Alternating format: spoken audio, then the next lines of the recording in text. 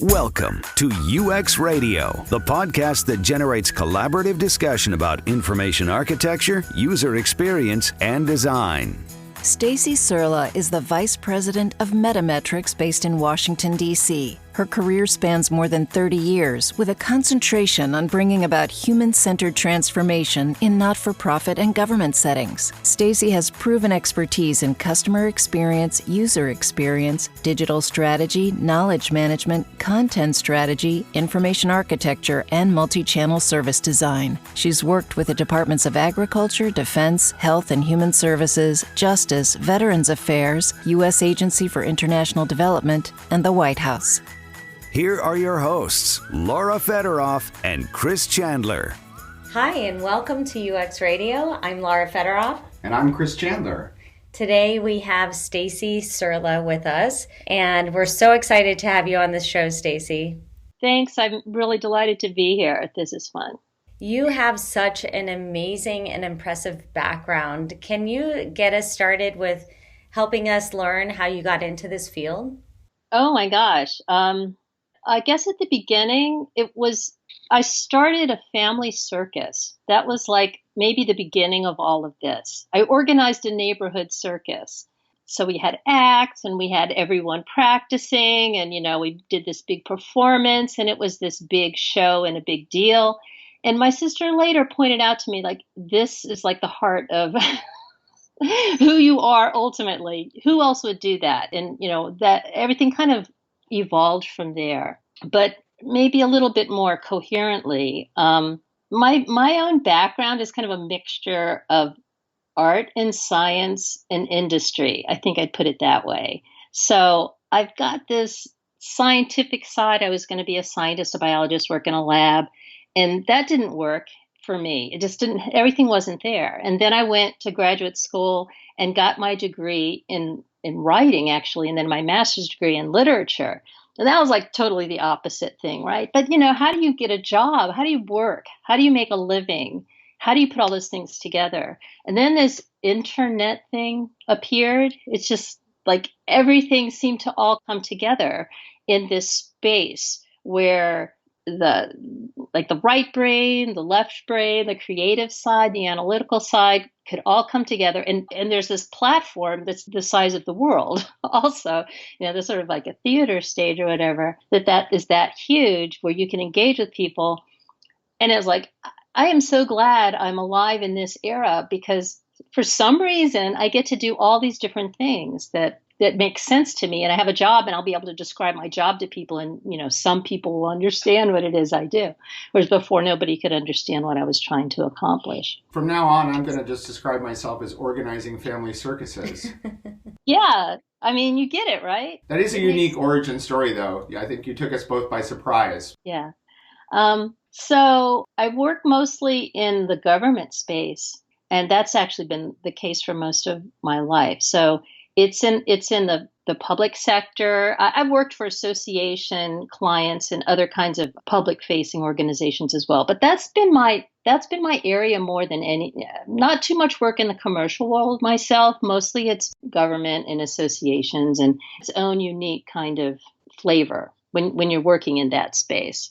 Yeah, I'd love to know more about that. I mean, I think we talk a lot about working in the private space. Most of our guests, most of us are working for corporations. What's the biggest difference? What's the biggest challenges for working with government? The government is slow and it's huge, and it's the tanker. It's not the little sunfish sailing out on the bay. It's the huge oil tanker that's moving through the bay. So it gets big, important work done. It can't stop. You can't quickly change. However, things are happening now that require change, and I've been fortunate to be able to be involved in some sort of really interesting developments within the government where change is happening more rapidly. So you might be aware of some like 18F, which is an organization within the government that was stood up along with the U.S. Digital Service, in response to the healthcare.gov debacle of a few years ago, right? It's like that thing didn't work. It didn't work for a bunch of reasons. Some of those were UX reasons. Some of those were other reasons, but basically it didn't work at a huge scale, and that was a big problem. So it's like, how can we make the government grow up in the digital realm and be able to provide services to people that work for them? We have the tools, we know how to do it. How do we make that happen? So I've been fortunate to be involved in sort of like a latest iteration of that kind of thing. We stood up some customer experience centers of excellence within the government. So that idea was to, okay, what is customer experience? What does that mean to the government? How do we deliver services to people across the various channels in which they're going to interact with the government? And how do we do it in a way that is consistent with what people have come to expect and what people deserve out of service from their government along the different channels? So in person, via the web, and by phone, all the different ways that we interact with the government. And that's been pretty cool. So there are challenges there. There are interesting challenges there in making those changes within the government. I'm curious about the process within the government. You said it moves very slow. And, we also, on the other side of things, talk about agile development. So I'm just curious, can you help paint the picture of what that looks like in that setting? Right. So agile development is relatively new. It's not actually that new now, but it's still a pretty new and upcoming process, right? A way of building software that the government has been adopting. And agile is great. It definitely get benefits out of doing things in an agile way, but it has some real shortcomings when we get to user experience. So because agile isn't user-centered, it's developer-centered, really. It's around how the team works, how to make the team be efficient, and there are the notions of delivering workable products, and that implies workable for the client. But the process of doing that work hasn't embedded the user at its core, right? So that's a real problem, I think. So big government contracts have been issued to do big agile development efforts and have not actually succeeded in delivering software that works for people. So, for instance, this year I worked on a contract for the Centers for Medicare and Medicaid. And the Centers for Medicare and Medicaid is huge. And at the heart of it, what we're doing is making sure that people have access to health care, that people's children can get immunizations and go to school. So at the heart of it, it's people getting served. The way that gets delivered, though, is through state agencies. The states administer their programs that enable people to get Medicare and Medicaid. And the federal government makes that happen by providing money for it to happen. Okay, so there are all these processes that happen.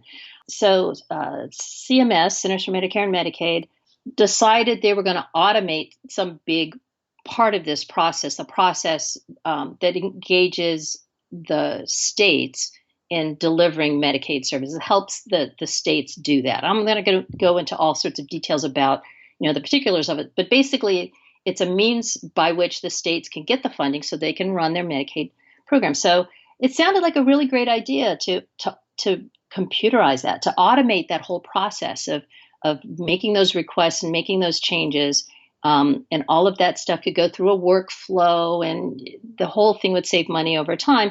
But the system was developed in an agile fashion with teams. All that stuff was happening, and did not engage the state client, really the users. The states were the users, the people at the state level who are making sure that their policies go through and that Medicaid gets adjusted in a way that works within their states and serves their constituencies. Those people were not consulted or engaged in any meaningful way in developing this huge multi-million-dollar project over the course of many years. So failure. So CMS decided they were going to do things differently, and they reissued their contract. And, we have to do this in a user-centered way, a human-centered way. And what the heck does that mean, though? I mean, they didn't know what it meant. And the contractor they hired to do that work understood it abstractly and could speak to it. But how do you do that? How do you actually do that when the rubber hits the road, right? How do you integrate a human-centered perspective into an agile process? So that's really the heart of the question. How do we do that? And the fact is, there's no one way to do that.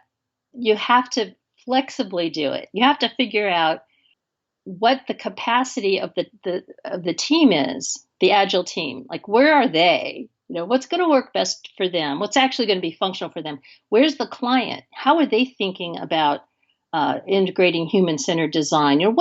What are the constraints there for them? And then you figure out how to make it work. Okay, so that's very abstract, right? Just sort of like statement of abstract fact. How it played out in this particular case, it's going to be the same way anywhere you go. Like, there's a willingness, a need, there's a mandate to do it. We will be agile and we will be human-centered.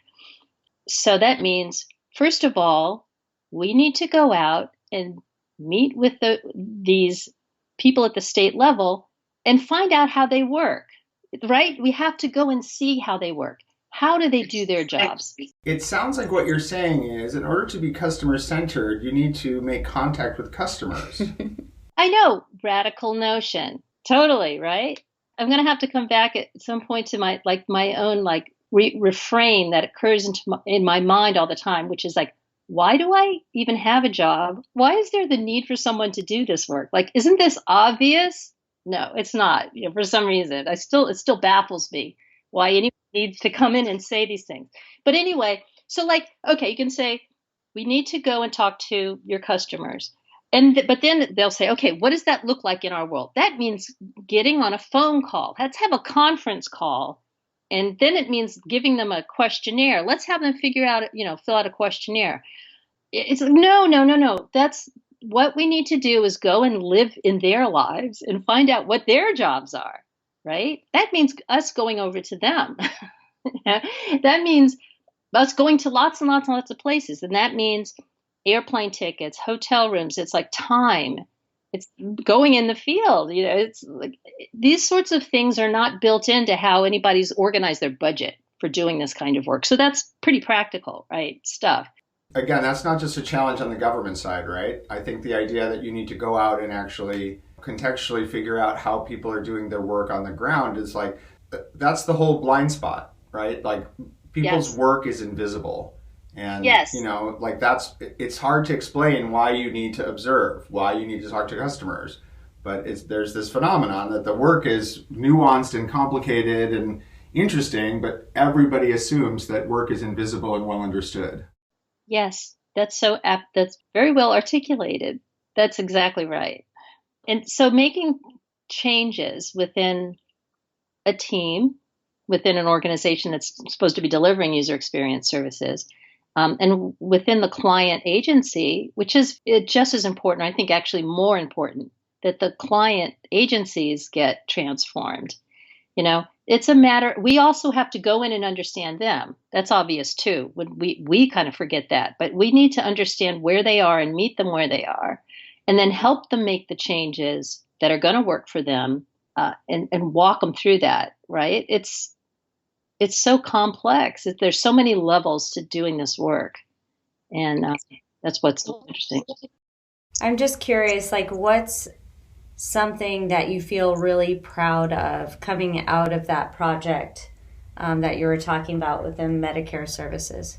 Well, one thing was the government client, under so much pressure, the team had already spent so much time there on the government side. It spent so much time and so much money building something that everyone knew, that they themselves were the first to admit, wasn't working for folks. But how much pressure they were under and how painful that was. It's just hard to it's like walking wounded or something. But having to continue to move forward. And I felt that after that first initial 3 or 4 month engagement I had with them, I heard them speaking the words that makes just actually talking about what they learned when they went and saw folks doing their work in the field. They were able to speak about that and repeat it to others. So they were talking to their own leadership about it. And so it became it could become part of their culture to do that kind of thing on a regular basis, like not just make phone calls, not just have conference calls, but go into the field, go into their world. I don't know. So I was really pleased that it was difficult to get to that point, but just hearing them talk and speak and be proselytizing themselves about these things, I feel proud about having done that, been part of doing that. Yeah, I totally get that. It's the kind of thing where you can explain it and you can talk to your blue in the face and you feel like you're not making any progress, right? And it just takes a long time. But when your clients, when your partners like internalize the language and start using it, that is an amazing feeling. Mm-hmm. I'm sort of curious, like, just to stay on this, like one of the things, when we work with big companies, right, we often have work consultants. And so we're really concerned with like, who is approving this? And I always wondered about that in the government work. Like that must be more confusing. Who's approving it? Right. So another kind of frame I want to speak to has to do with basically what you're talking about. Like at what level are we working here? Are we being hired to improve a particular interface or a particular website? And we can apply UX techniques to improve something very specific. Or are we there to help them with a suite of tools, like their whole grant making system that has many, many different components, let's say, or something else like that? That's a whole different level. Or are we working beyond even the agency level? Are we working kind of at an ecosystem level to help them transform how they're even doing this work in the first place? So who approves? You need to have the right approver, to get work done at any one of those levels, and those could be different. So within the government, you may have a particular person who's in charge of the contract, and that's your ultimate approver. Or it could be in the government, there are many consensus cultures as well. Sometimes there are, and sometimes there aren't. And if you're working in a consensus culture, then you kind of have to get everybody involved. Or it might be like nobody really wants to have the book ultimately stop at their desk. So there's that as well. Well, that's sort of what I was thinking, that in the corporations, right, people sort of say like, well, the CEO wanted it. But in government work, right, that's a little more hazy right? Like the director of this office wanted that, but really eventually there's a politician somewhere. Like how they think of the ultimate authority, it seems kind of confusing. Right. So is it like a socialization strategy where you're talking to them as stakeholders and getting their buy-in along the way with the different prototypes or designs? Well, yes, but I don't know that at that level it's really all that different than working in a commercial setting. There's always the equivalent of, the CEO wanted it within an agency. No, it's the director wanted it, or we thought the director wanted it. We didn't really talk to her about it in detail, so maybe we discover she actually didn't want it, right? So, that's a problem. That's a problem if you're not really involving the stakeholders in the decision-making processes or the design processes. You're going to run into trouble. Doesn't that happen with you too? If you're developing, here's your creative concept, or here's your overall UX concept, and then you do a reveal at some point, and it's like not the right thing. Nobody, then you've done all that work and it just didn't hit the mark, right? Definitely. I think when you look at startups versus enterprise companies, it's a little bit different. If you're working in an enterprise with a very large enterprise corporation, there's many different departments, and it's a lot more work to get that idea and concept socialized for approval. Mm-hmm. Yeah, that's similar. But again, kind of it depends on what you're focusing on. If it's the case where you're building a website or you're building a distinct system or you're doing something very specific, then right, you have to socialize. You have to pay a lot of attention to that, to making sure that you're not just doing some one-off that somebody thinks they want and nobody really wants. It's never going to really get built, or it's not going to, ultimately be of any use to anybody. But some of these other projects that I've been able to be involved in are already happening at a kind of higher charge level. So this sort of transformation within the federal government to focus on customer experience requires it comes from on high.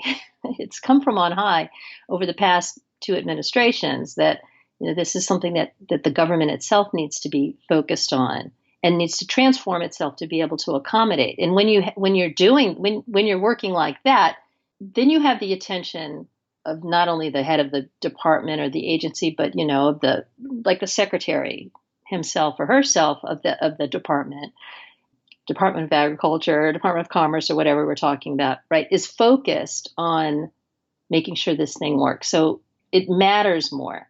It doesn't mean it's easier, that it's completely smooth to execute, but having that focus and that executive buy-in is absolutely essential to doing anything that's going to be fundamentally transformative in the organization. Yeah, I think that's a very similar, no matter where you go.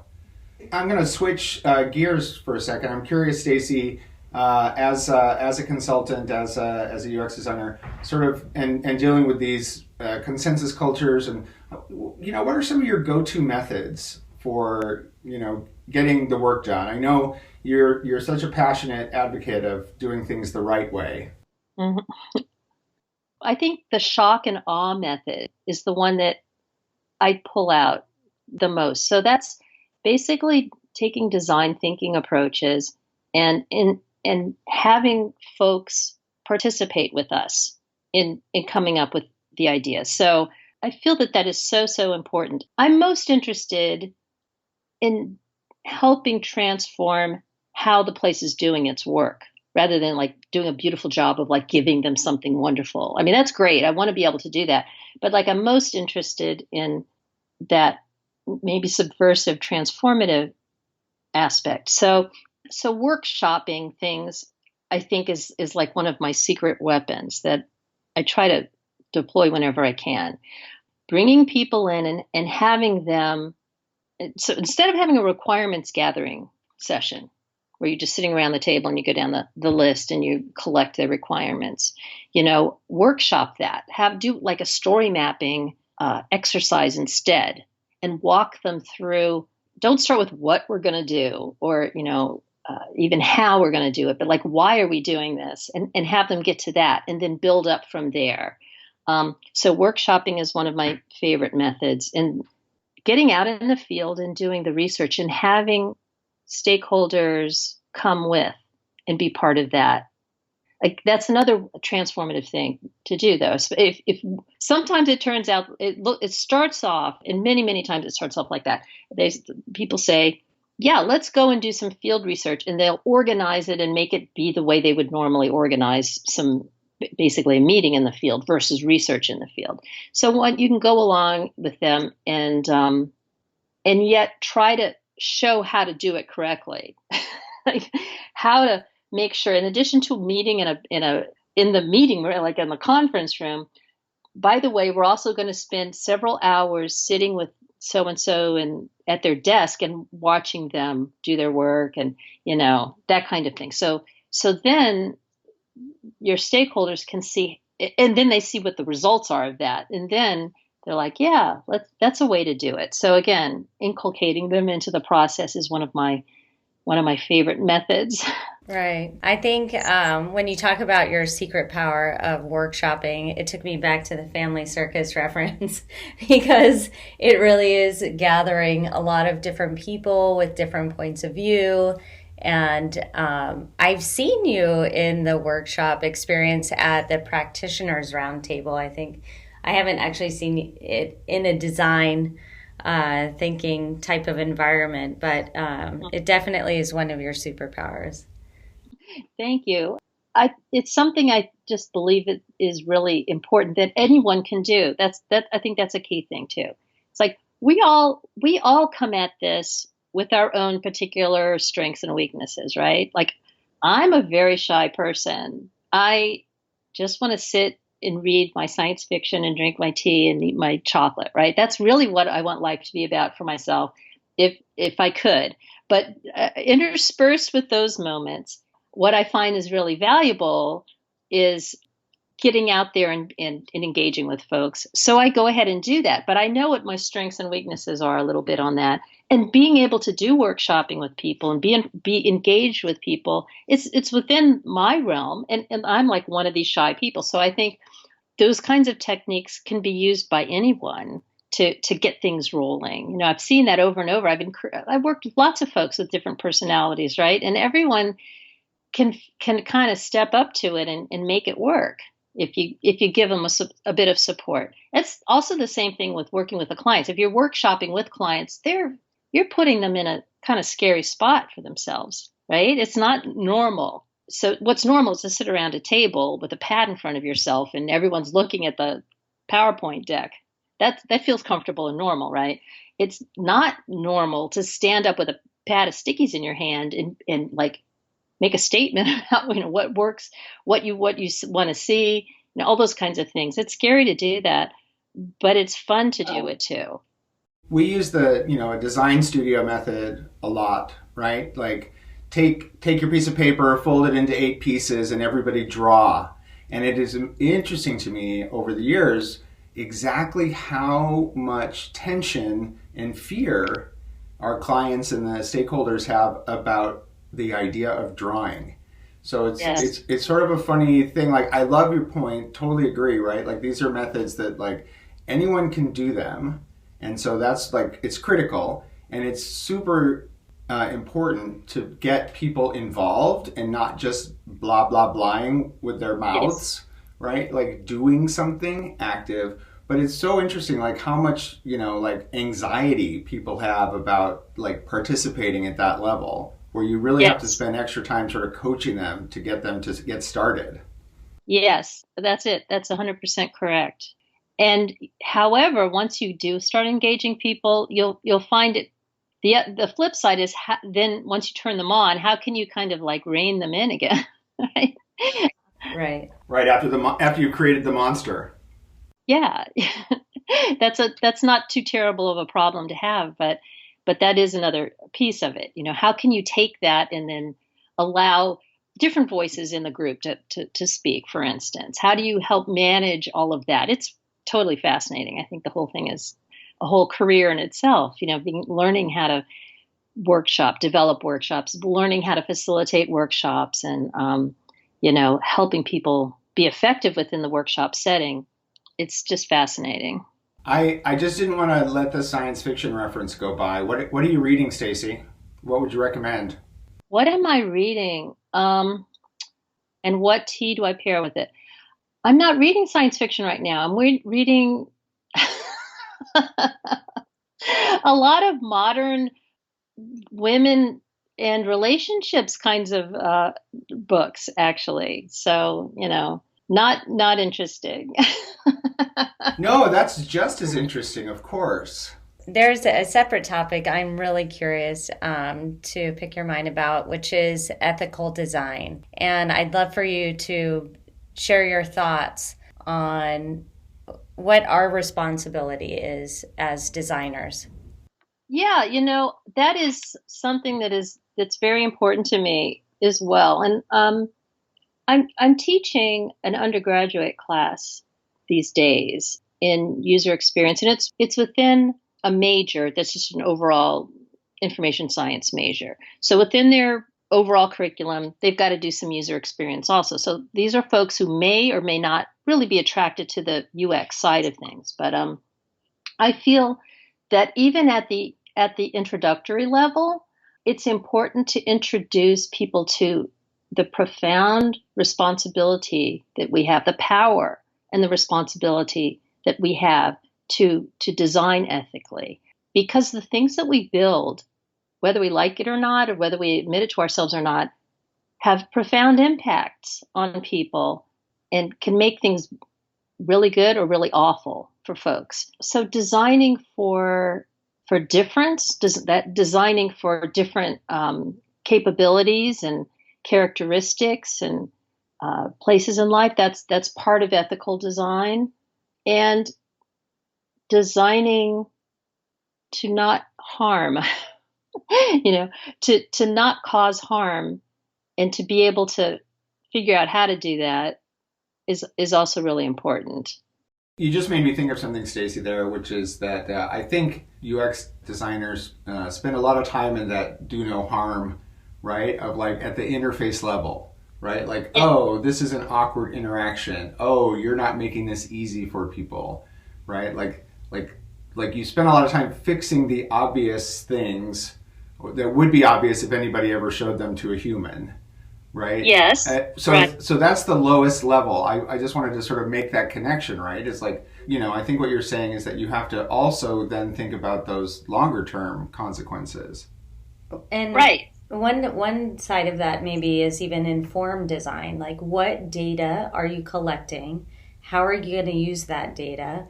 How explicit are you to the user about how you're going to use that information? And don't collect information you don't need. Right, exactly. And then kind of even from a governance perspective or a practical perspective beyond that, what if our system collects the wrong data? What if we discover that, there have been some errors in what we've done that could have negative consequences for folks? How are we going to make things right? How are we going to fix it and make that person whole again? Who have been affected by our design that wound up not being completely aware of what we were doing. So that's another level. One question that we ask all of our guests, Stacy, is what advice would you give to someone who is entering the field of UX here in 2019? As an alternate question, by the way, what advice would you give to somebody who is maybe a mid-level or, is interested in advancing their career? I think I'd be more qualified to think about that.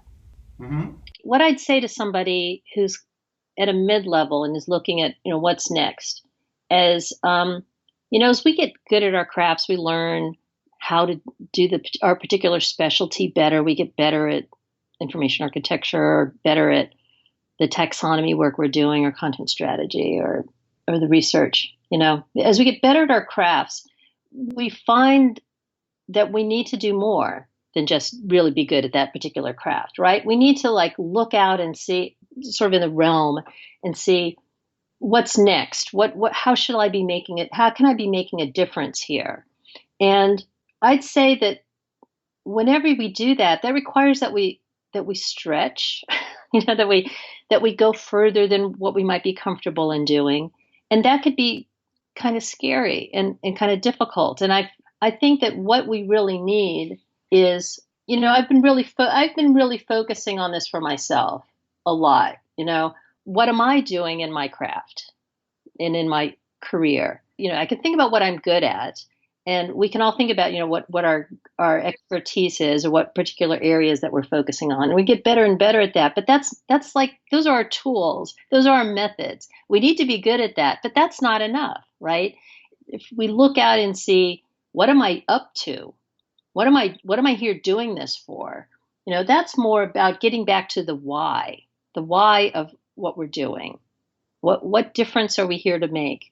And how can we make that difference? And yeah, that sounds kind of abstract, but I think it's really integral to our whole approach. I think about, following our own processes, Yeah, I tell people all the time, right, that people for some reason at the beginning of their career want to talk about their career path. And I always advise, right, you can't really know what your career path is at the beginning, right? It's going to take you a while to build up your skills and to figure out what you like doing before you can really be thoughtful about what you want to do and why you're doing it and what parts work for you. Mm-hmm. The other question that we like to ask our guests is, what would you like your legacy to be? I am looking forward to having been part of creating like a different way to work. I feel very strongly, we talked about this earlier, that while agile development is a great way of developing software, it's not enough. It's like fundamentally flawed in my opinion. I think that starting with the user and building out a different way of working, a different way of building software and services, and ecosystem of services requires starting from the people we're designing for. It requires a different way of working. It requires using some of these great techniques that seem to work so well, the design thinking techniques and so forth, and maybe lean UX and that kind of approach. I would like to have a legacy of many different organizations that have been able to transform their way of building software and services and have been able to build tons of things that work. I think that software that works really well shouldn't be this like amazing accomplishment. It should be normal and ordinary and totally expected. And I want to be part of having built that change, that different kind of way of working where, software that works is just normal. Me too. Well, thank you so much, Stacy. It's been an absolute delight having you on the show today. Thank you. And I've enjoyed it a lot. And I'll see you soon for karaoke. Let's line up our list of songs that we're going to do. UX Radio is produced by Laura Federoff and Chris Chandler. If you want more UX Radio, you can subscribe to our podcast on iTunes and Google Play, or go to ux-radio.com, where you'll find podcasts, resources, and more. This episode is brought to you by Philosophy. Philosophy helps entrepreneurs and organizations validate and develop their promising ideas through agile design, rapid prototyping, and software craftsmanship. To learn more, visit philosophy.is.